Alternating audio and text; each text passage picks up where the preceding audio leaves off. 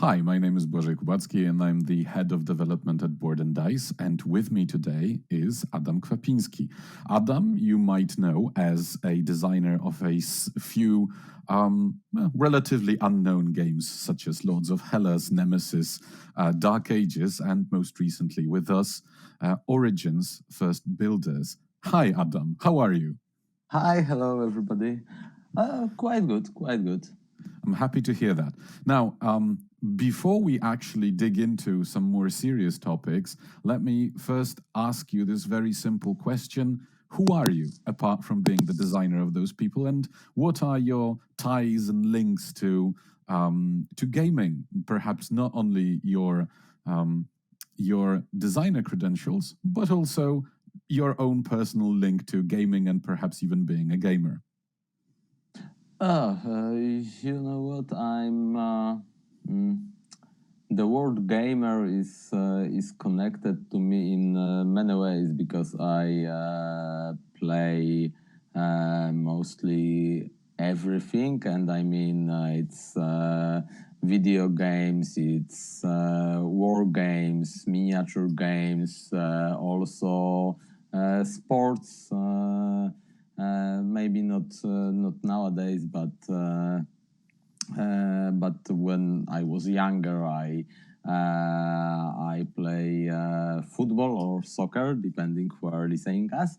I play pool as an amateur, of course, but I still like to go to pub and play pool or sometimes snooker. I play also tabletop RPGs since I was 8, so this was one of my first gaming experience. Not counting board games, I think tabletop RPGs was one of most important experience connected to gaming for me.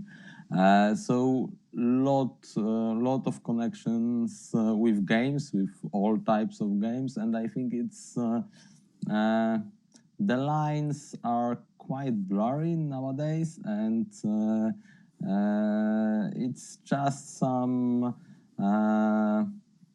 part of culture, and the most important part of games is interaction, and this is what connect all types of games, that players decide what will happen in game, what will be the result of the game, no matter what kind of game we are playing. It should depends on us.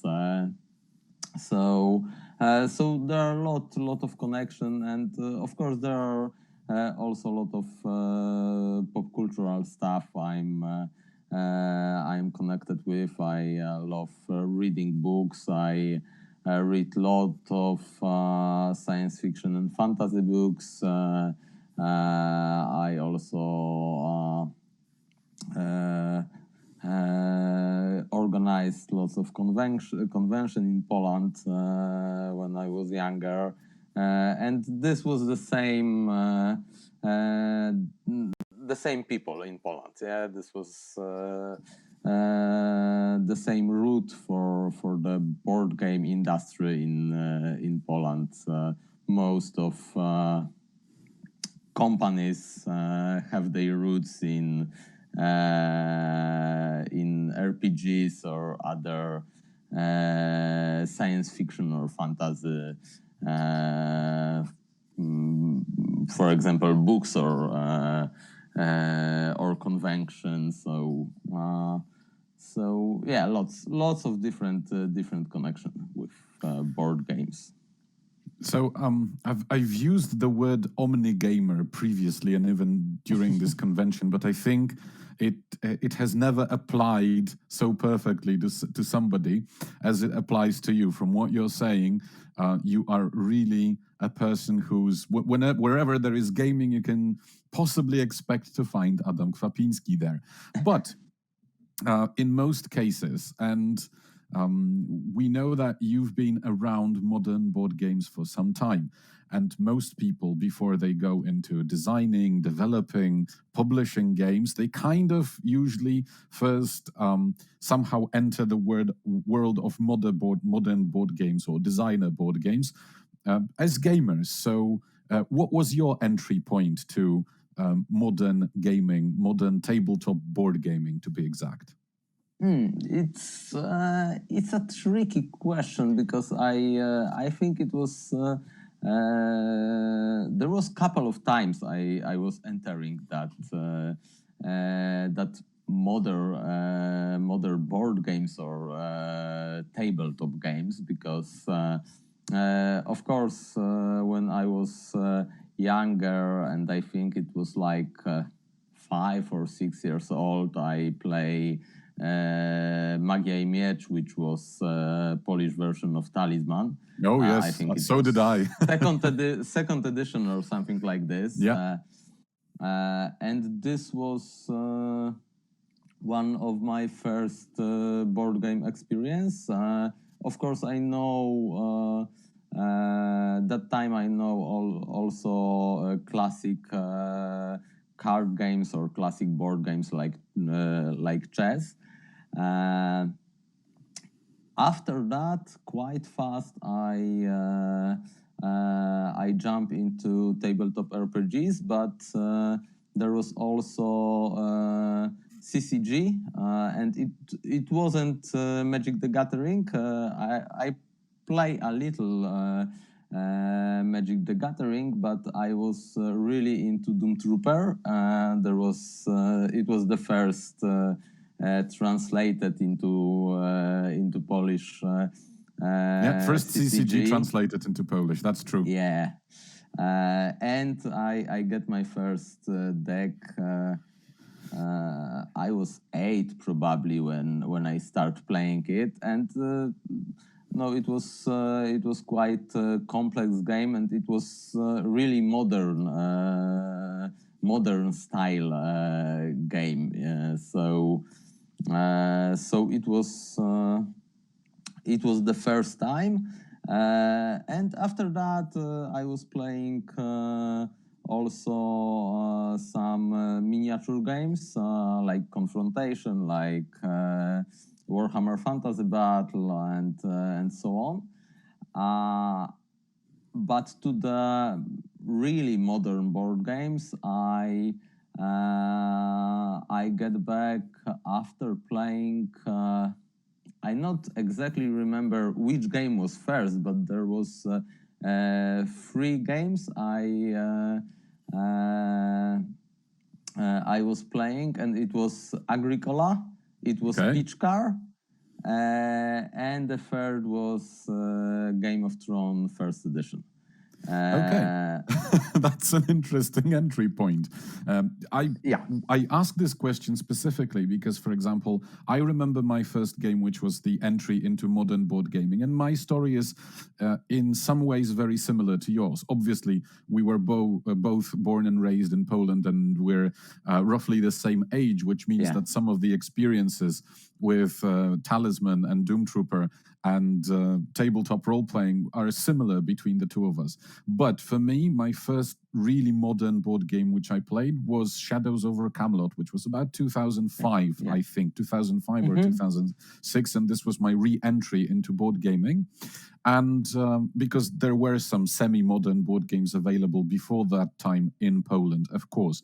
And for me, it did shape a little bit what I liked and disliked in my gaming, and then moving forward almost until today. Was it the same with you? The games that brought you inside, did they have any sort of influence on you as a gamer and maybe as a designer?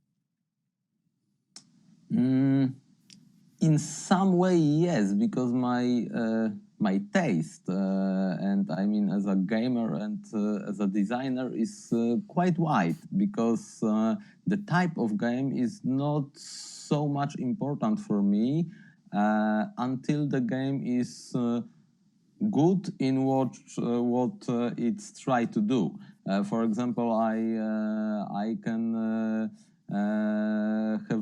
good time playing Peach Car Mini, and I will also love to play Through the Ages. And for me, both games are really great. And I mean, not but because sometimes people said that okay, Peach Car Mini is fun game for families and so on. So if I want to go to the party, drink some beers, and just flick to the wooden disc, it will be okay. But if I really want to play and to compete with others, I want to play some solid Euro game. For me, it's not like this because I was playing on plenty Peach Car Mini tournaments in Poland, and I love it. Truly, it's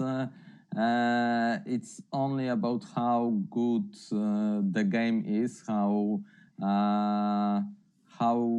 good the designer deliver the game, and how coherent it is in what it's tried to do.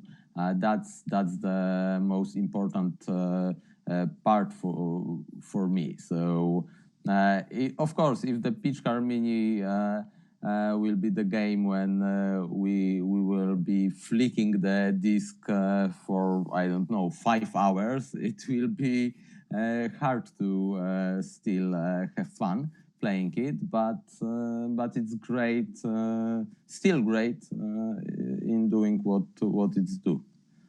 So we can clearly see that what brought you into gaming were 3 games that were very different, and some people would say that they are for very different people, for very different types of gamer, let's say, unless, of course, we are talking about people who play more than one genre. And again, we have some people who are more devoted to one type and genre of game. We have people who are more interested in different games. So these are 3 very different faces of gaming.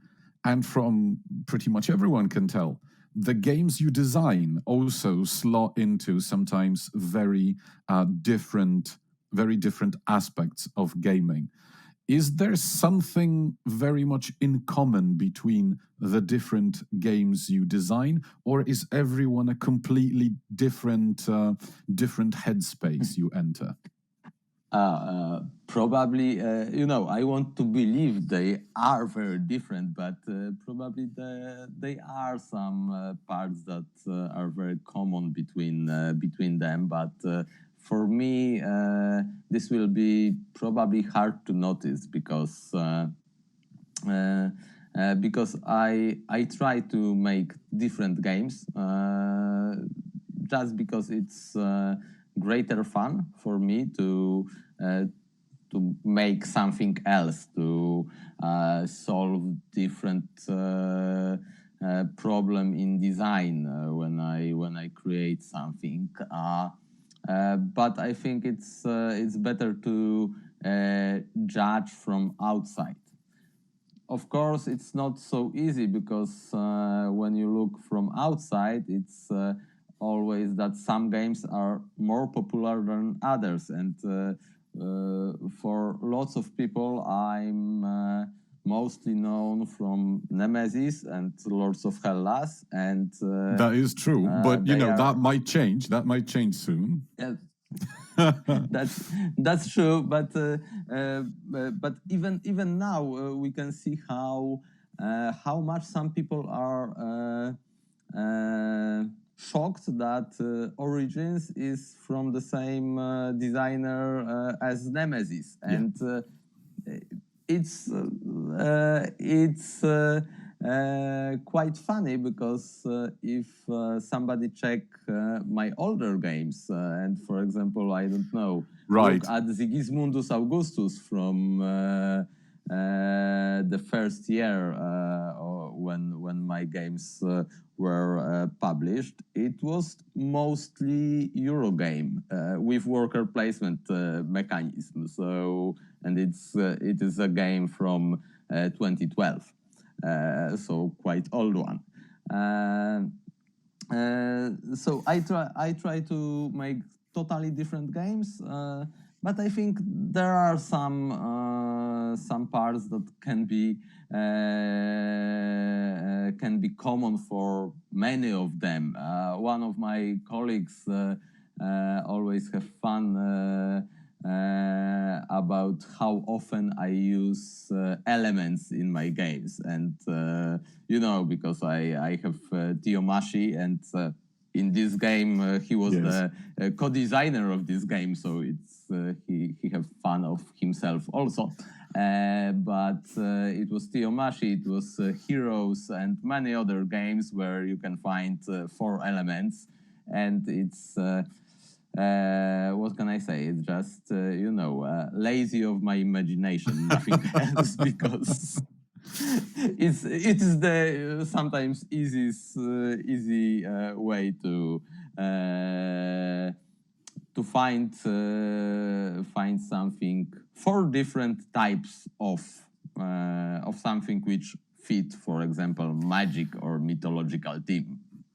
Well, yes, and we've known each other for a few years now, so I know that this is something you are always interested in, but I'm also going to leverage the fact that we've known each other for some time to spill the beans a little bit on parts of your past, because a lot of pretty much everyone really got to know you with Nemesis. But before that, Adam used to be Adam was not only a designer, but was also a publisher for a time, and in fact his games before that were more leaning towards Euro games usually than big American productions. So this is something. So in the beginning, for many of us who knew Adam before, it was a bit weird to see him work on Nemesis, which was so different from what he normally does. And then Nemesis came,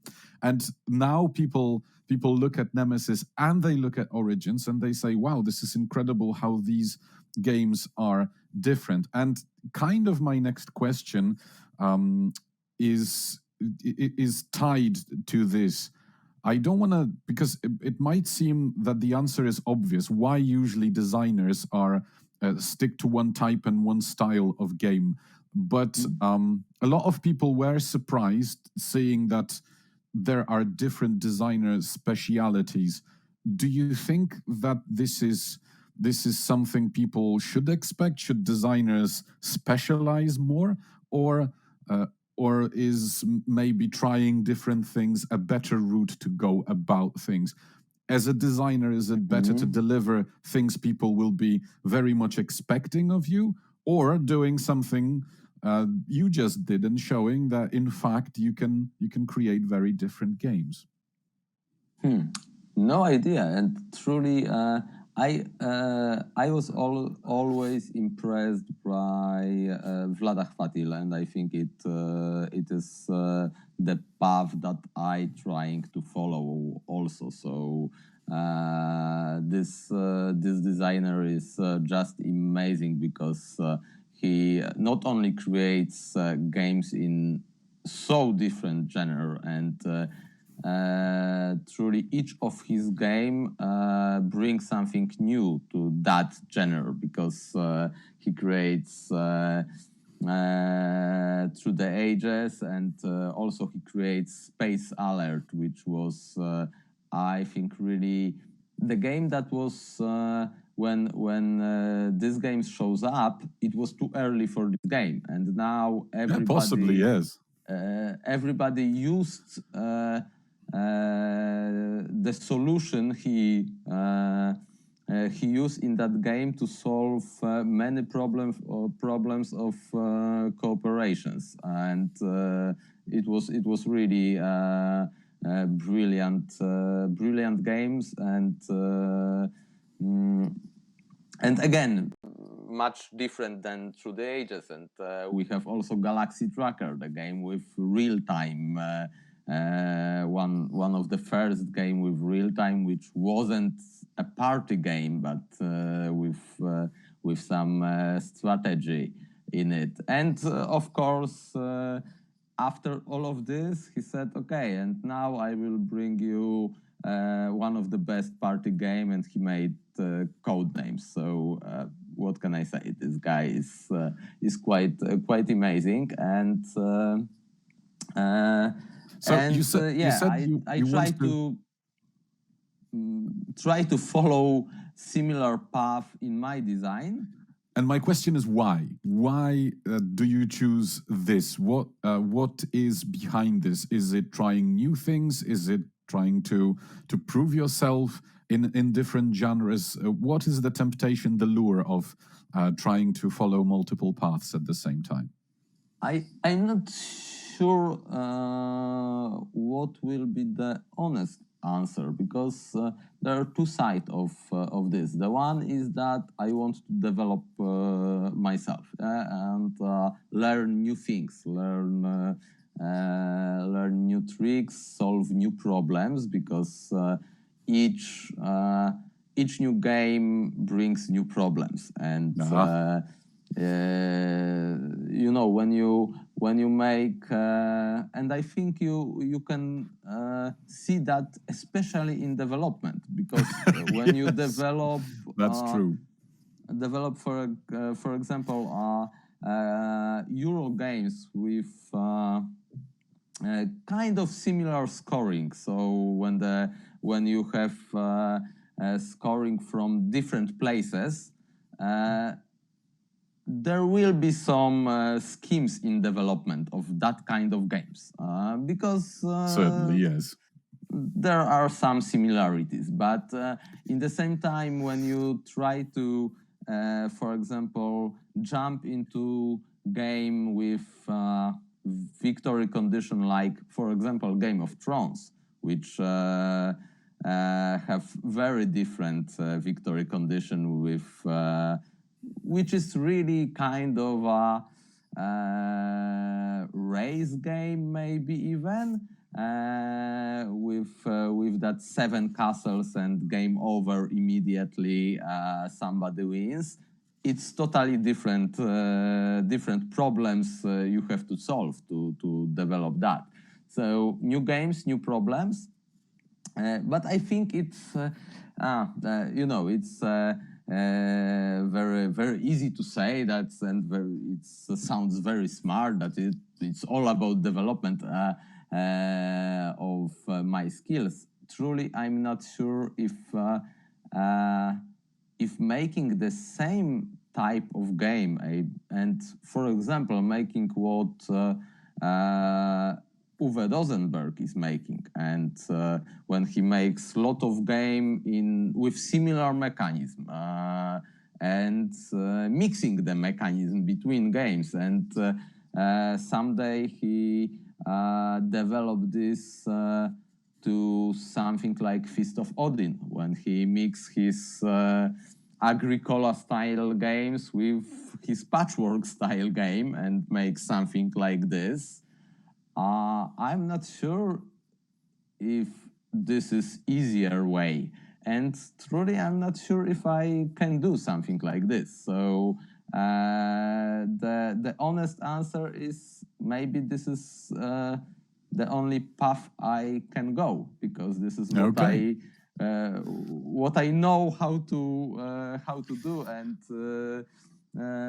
maybe it's not as much my choice as you know, the set of skill I have, and this Great. is why I do this. Let's talk about this then, because I think everybody can easily imagine everybody can easily imagine what it means to create different games, right? We talked about, you already mentioned this, that even developing a game for different victory conditions will be different for every game. But what is similar between those games? Because still, as a designer, you're a person, which means that you probably have some things that create a similar approach. What is the thing that Adam Kwapiński always sticks to when designing all games, even if they are very different games?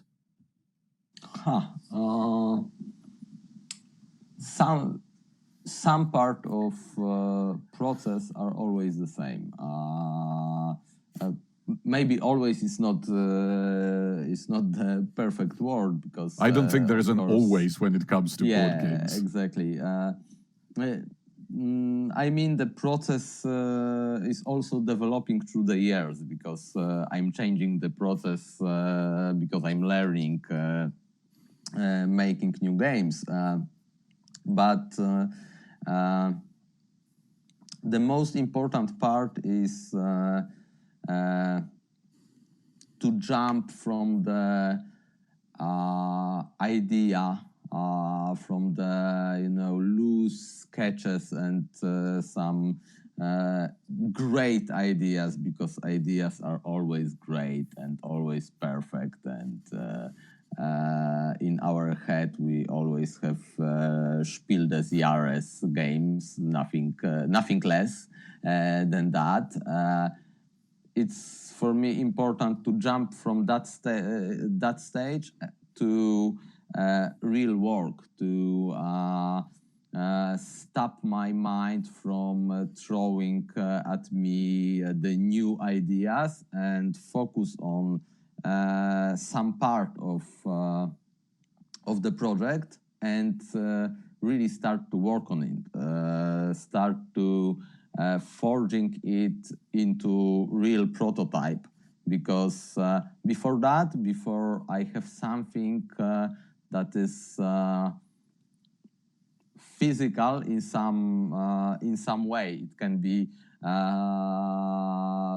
physical in terms of written rules, even, but something what I can check. I can read and check if there are some,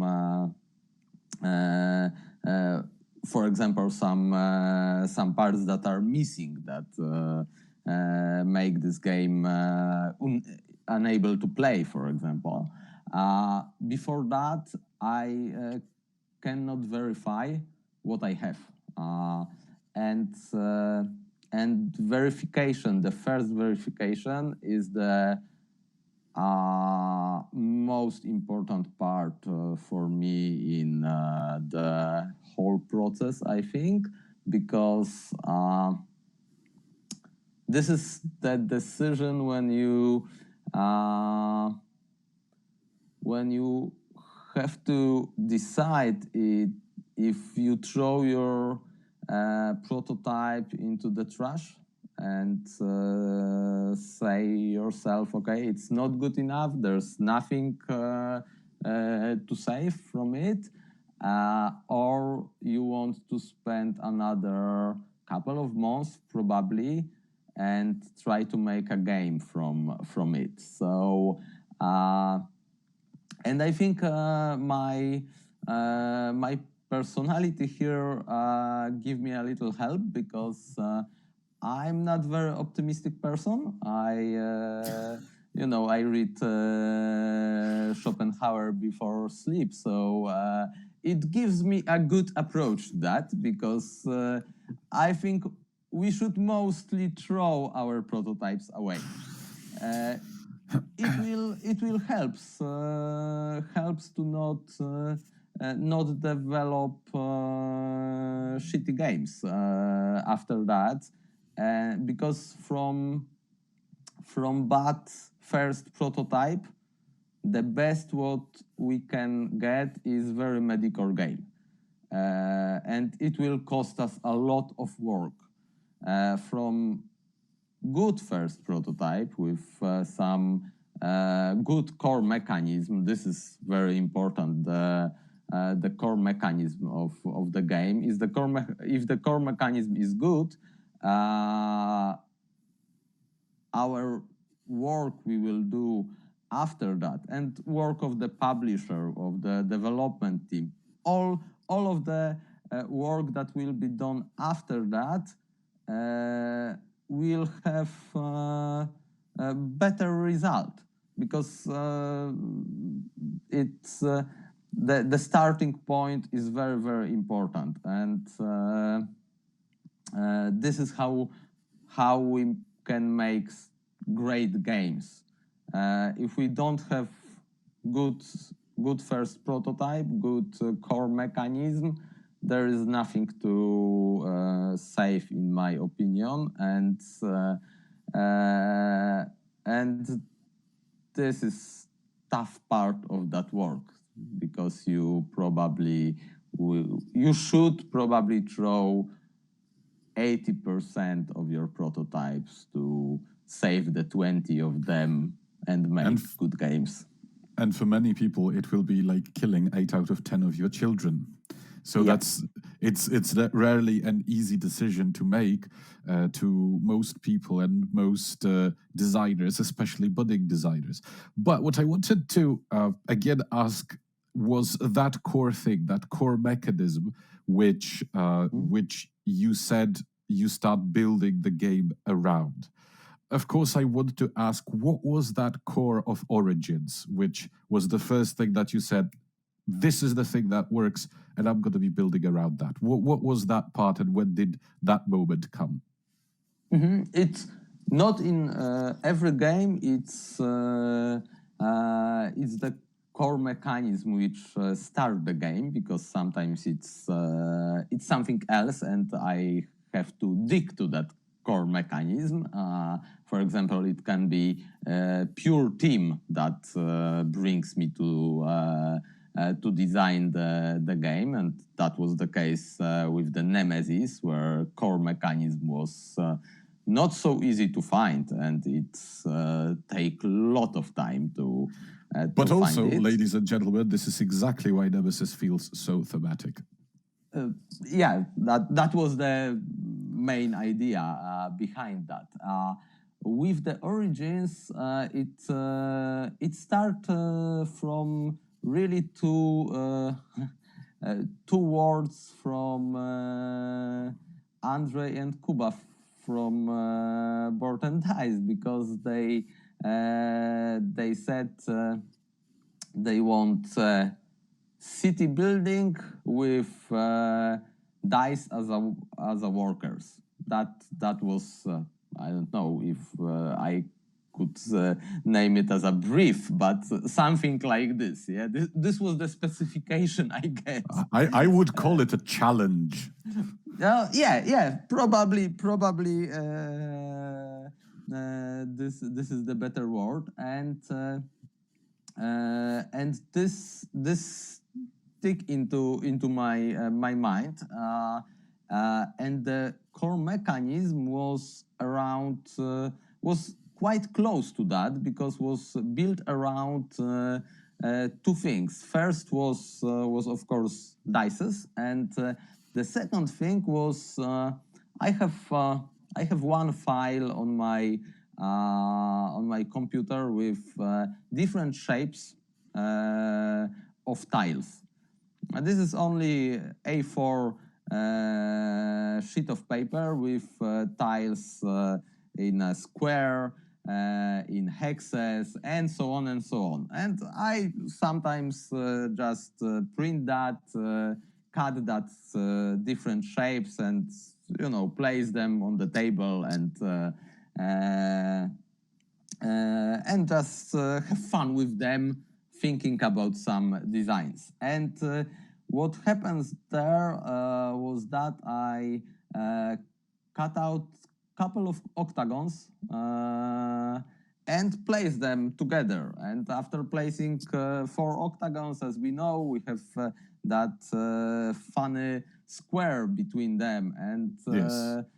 I place a die then there, and it fits very well.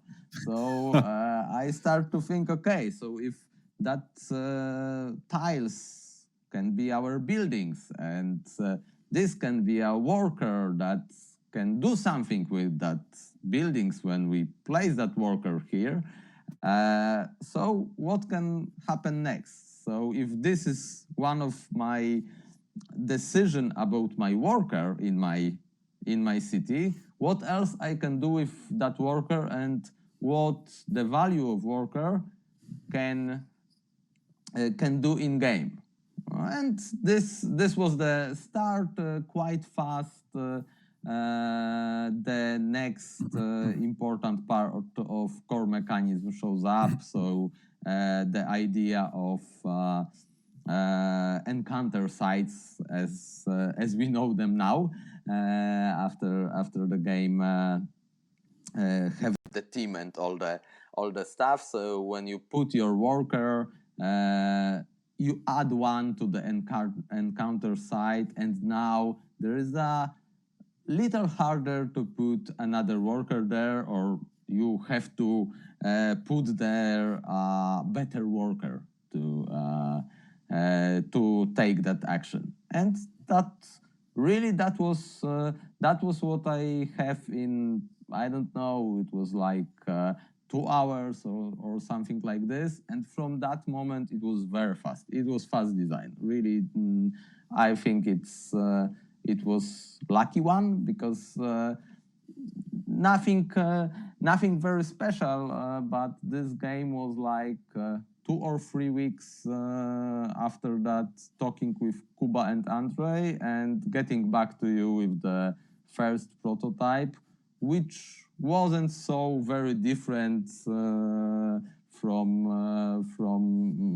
the game that is released. Of course, not counting all the balancing stuff and of course how the game looks. Yes, but I remember that prototype really well. Actually, the first time I played it was almost in exactly the same place I'm sitting in right now, as I am broadcasting from what is known in our home as the hobby room. And it is the table my computer is situated on now, used for that game. I remember it was really impressive already, because many prototypes come with some serious problems. Even prototypes of games that are great later.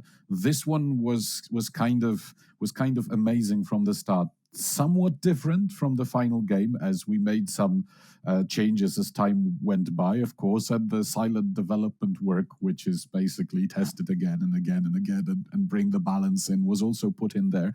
But it was a very strong game right from the start.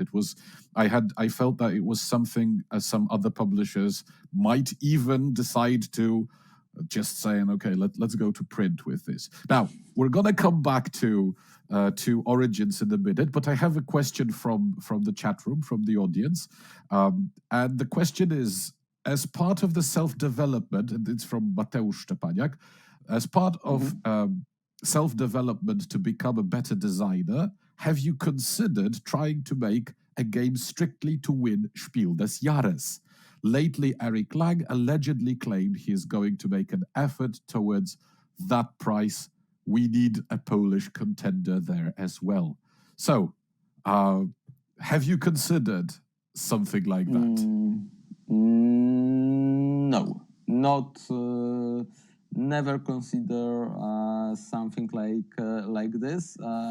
Of course, if if some publisher came to me and said, okay, we need game like this, and give me some specification, I have no problem to try to make that game. And sometimes after few weeks or months, I will get back to that publisher with prototypes, and sometimes I get back and say, sorry, I cannot do that good enough, not this time. That also happens. But winning the Spiel des Jahres is not my part of job, because it's mostly it's not only about the game itself. Of course, it's important that the game have to be not very complicated, have to be a good family game, very accessible for people, and with quite simple rules, but also with kind of depth in that comparison. But this is not enough, because all the other stuff is just marketing, and marketing is something what I have nothing to do with. And I think Eric Lang is much better in marketing than me in any field. So I don't have knowledge he have about that, and I think he he can have much more knowledge about what is behind the curtain if we talk about Spiel des Jahres and all the marketing stuff that have to be done to win that kind of prize. So no, never think about something like this. About making a game which is much more accessible for people and the lighter than most of my games. Yes, this is what I have in my mind, because when I go to some bar or pub, seeing a lot of board games there, I have that feeling that it will be great if I can show something to people, and I mean people who don't know much, don't know a lot of board games, say the rules, tell the rules in 5 or 10 minutes and let them play. And I cannot now give them probably any of my games. Okay, Dice Trees, which was added to the book, is one of that game, and it works that way. But I don't have game like this, and yeah, I want to have games which can be used that way for people, but not because the Spiel des Jahres.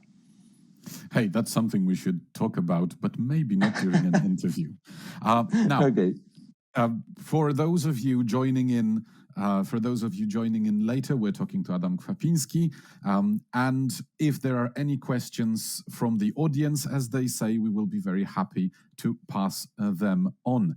And in the meantime, I have one question which I've been thinking where to insert in our conversation, and since we already kind of went towards some more general or specific but still slightly weird questions, this one is bog standard, absolutely, but still something I think a lot of people, especially again a lot of younger designers, might benefit from, which is how do you get inspired for your games and where do you get the ideas? I know this is a super standard question. Please don't tell me you raid the drawers of other designers as an answer. Nonetheless, I think that's something people might find quite interesting. So where do you come up with games? Okay. Yeah, I have even write in my book what should be the answer about that. Because we can ask, I think, every creator, no matter if it's writer, musician, anybody who creates something, where your ideas come from. There's no such place, because it depends. I think we fit our brains just the reality that's around us. I think we mostly by other creators, but not creators from our industry, not even playing other board games or something like this, but reading books, watching movies, listening to music. Everything can inspire you, but there is no one place of that, or one method to get inspired. No idea. I think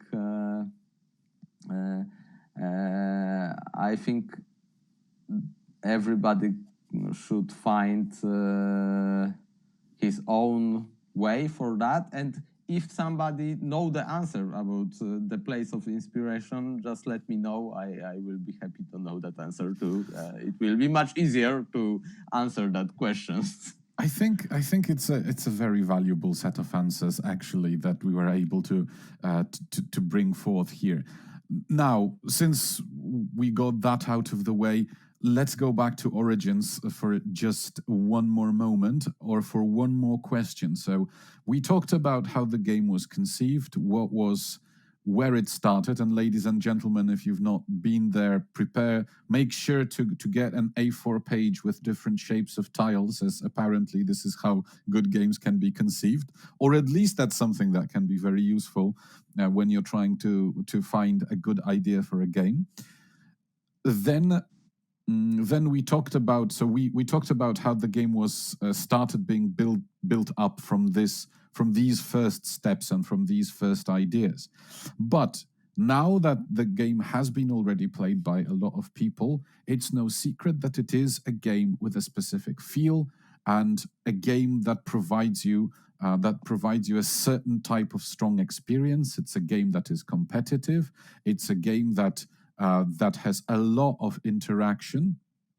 It's a game that also is really great for repeated plays, as it not only is replayable, but also this is a game where experience can offer you a lot when you play it again, when you know what to do, or you can form a better strategy for the future. Now, there are basically two ways these things are built. There are some obvious things like rules and mechanisms which say that when a given pool runs out, or whoever does this first, something happens. But there are also sometimes slightly more discrete things that build a specific flavor of the game. So what are the visible and maybe some of the invisible forces that shape Origins into what it is? Big question, and we do have still some time, so and really a lot of things here, because Origins is a game with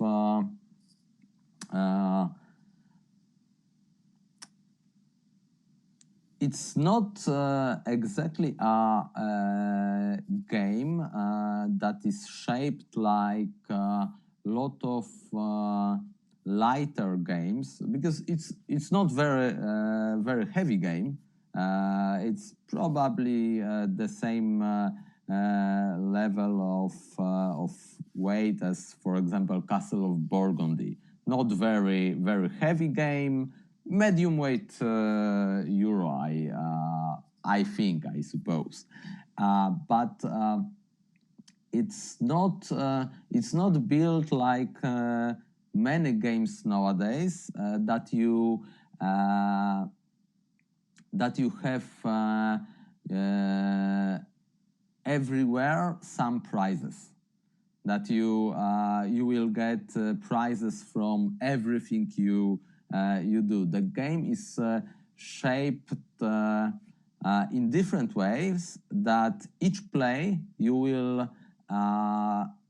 first of all you will see different board, because what probably people didn't notice in the first play, but playing the second and the third time, where the encounter sites are placed at the start of the game, is very important. How the game's played and what the tactics you can use, and each game you can try to mix those tactics in very different ways and try to do different things, trying to find some optimization. And in this case, I think the game is a little in a Uwe Dosenberg style, because there's no punishment in the same term like in Agricola, when you have to feed your family, because in different way you will get some minus points. There's no such thing in Origins. But no, that harshness is reserved for Agricola and real life only. Yeah, but you cannot do everything. You have to choose. You probably will will get a taste of everything in your game, but you will have to focus on something much more, on one or probably or two things, and this is how it works when you play first or second time. But most important thing is in the replayability is of course the city building part, because in other parts you don't have that kind of prizes. You don't get much combos and other things. But when you add that buildings to your board, and then it's not very easy. It's not very often like in many games, but you can build really powerful turn in this game, and you will probably do this once or twice per game, but when you do this, it will give you lot of satisfaction, and each time in game the combo will be very, very different, because the building you use in each game will be quite different, because you see only part of them, and it's not we have a lot of buildings and only part of them is visible in each game. So each game, each player can build a really different combo, and this is meaningful moment for a game. So I think after the game you can feel that, okay, but what if I will build the different combo next time? I will build my tactic around something else and try to build the different combo, try to build it slightly different, and check how it works. And as I say, adding to that, we have encounter sites which change the value of action truly in each game. And just for maybe the few of you who would not know how this works exactly, in the game you have your own pool of workers. Those workers are represented by dice. Those dice have specific numbers of pips on them, and for most of your turns, you're going to send one of your workers to a given location and counter site, which on its own has a little plastic round ship that revolves there, also showing a number. And basically, every time somebody performs that action, that number goes up until 6 and then drops back to 1. If your die has a high enough value, you don't have to pay anything extra. If your die has a value that is lower than the current encounter site value, then there is an extra cost you have to pay. And on top of that, apart from the fact that those ships show the number, they also come with a color. That color is associated both with their bonus action as well as with the color of the die. For if the color of the die you're going to send there is the same color as the ship, you can get this bonus action. So in a nutshell, this is how this specific part of the game works. Sorry, continue, please, Adam.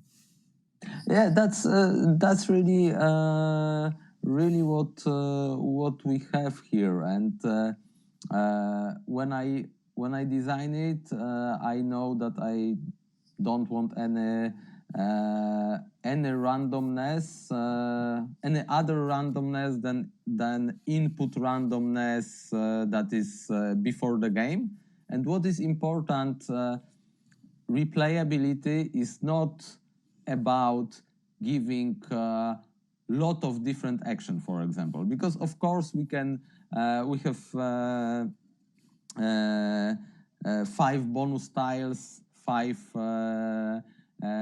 pairs with action, 5 action pairs, and we of course can add 20 of them. Why not?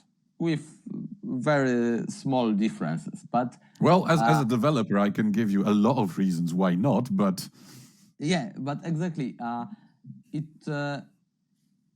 doesn't give you a better effect that what we did here, so changing only the pairing. So we only make in Origins that in each game different bonus is connected with different pair of action. And it's not so many different options, but each of them will change your game, change your style, because this is very important. And again, in game design, mostly more is not always better, and this is again the place where it's come true in my opinion. That is so true. Adam, did you, when you started, what ended up as Origins, or when you had this first prototype, which you said, okay, this is good enough, I'm going now to present it, did you already know exactly how this game feels and what it needs to be, or or maybe even a little bit before that, or is the type of game in the end something emergent to your game design, or do you set out knowing what the outcomes are and working towards those specific outcomes, in the sense that this is going to be a game with those specific characteristics, with this specific feel? Or is it something that you allow to emerge as you work on the game, designing it, and kind of see where you arrive at? You know what? After I have those core mechanisms, so the action space with adding value to them each time somebody send a worker there, and the buildings with places for dice in between them. I probably know what this game will be, because again, I try to keep the games as minimalistic as possible. I know that if somebody plays Nemesis, Lords of Hellas, I don't know, Frostpunk, it sounds weird from me, but truly I think game should have what it needs and not more. So of course there is plenty things that can be added to Origins, but do another things make this game deeper, more interesting, or more clunky? Is it worth it? This is always the question. And in my opinion, in most cases, if the, for example, team don't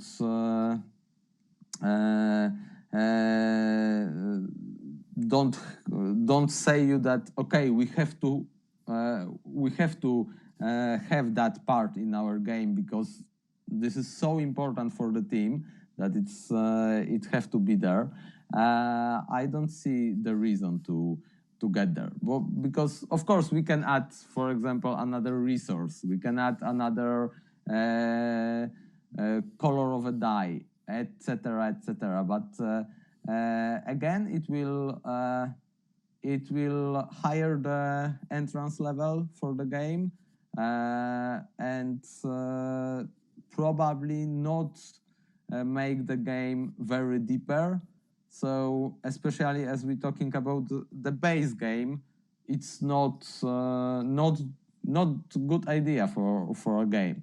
After the game is on the market, after we have some feedback from people, we see what people want, what is working better in the game, what needs some maybe some fixes, because there's no chance that in development process we didn't miss something small, because there's never enough tests, and when people start playing the game, there will be thousands of plays, not hundreds. That like is true. That is very, very true. So after that we can consider making something something new or something additional to that game. But before, I think minimalism is the key for game like, especially game like this, where team wasn't so important, wasn't so so important for the mechanism of the game. So yeah. So before we wrap this up, I have one more question from the chat. That's a question that you partly already answered, but not completely. And basically, it is how you choose the mechanisms that will best represent and fit, for example, the theme. Do you just go to Board Game Geek and take a look at the list of the different mechanisms and say, oh, hey, this one and this one will work great? Or is there another method you employ by trying something, looking at, or just drawing from your experience and or intuition when it comes to this? Truly, I never try to find mechanism on Board Game Geek because. So this was just an example. You can get a nice list of all mechanisms there. Like but there's a list.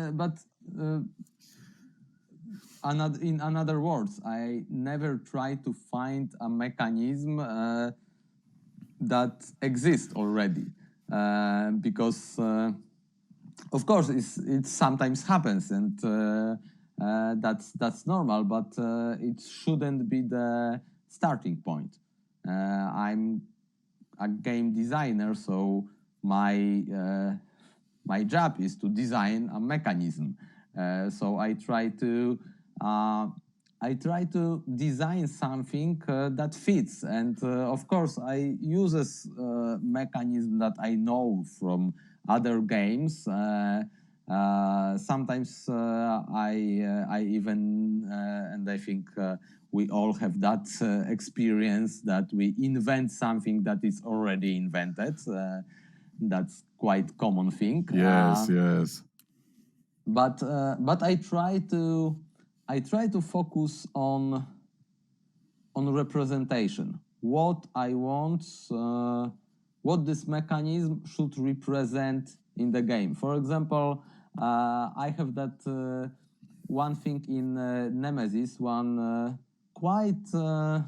I think quite innovative mechanism, but it don't have much love from people. What is funny, because it's probably one of my favorite mechanisms in that game, but people are constantly not sure about it and not liking it very more, and it's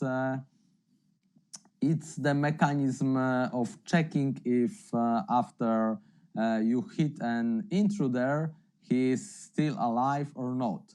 And people still are seeing it like this is fluent hit points of intruders, because the hit points idea is so strong in our minds that we think, okay, this is living being, this is game, so living being have to have hit points. So these are hit points of that living creature, and this totally not the way I think about that mechanism, because I just think, okay, how it is when we try to see that through the eyes of people who are trying to kill that kind of beast. We have no idea how many hit points it loses and how many hit points it left. We just see if we hit or not, and it bleeds or not, and if he's still moving. And this was all. And I tried to represent that by some mechanism, and that's how I try to find and create mechanism in games. And this is what makes them feel so alien in the end. Wink, wink. Okay, thank you very much, Adam. This has been great. Just to wrap this up, one more question: if somebody wants to follow you, know what you're up to as a designer, where can they find you or reach out to you?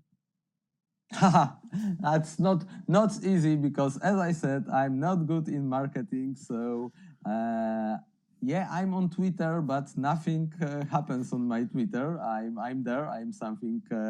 I write something sometimes on under some topics about games, but on my Twitter wall. I don't know even if it's wall on Twitter or something. I don't create my own tweets. It's that thing those young people do. Yeah. So I have also Facebook, but it's not very live Facebook. But still, I'm on BGG. If somebody write to me with some questions, I try to write back. If only I have time, I have no problem with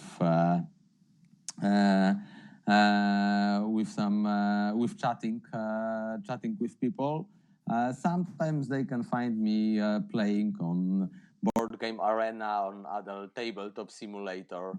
So I hopefully we will have more live events, and there will be more chances to meet each other live, sit around the table and play some board games, because this is the best way to talk with me and play some games. Although everybody should get a warning, Adam is really, really, really good. So if you properly beat him at a game, that's something to be very proud of. Once again, thank you very much for the time you spent with us. This has been very interesting. For everyone, if you want to see Origins played, it's going to start right after this segment. And for now, once again, thank you, Adam, for spending the time with us. Have a very good evening and hope to talk to you soon again. Thanks, Błażej. Thanks, everybody, and have a good evening. Thank you. Bye.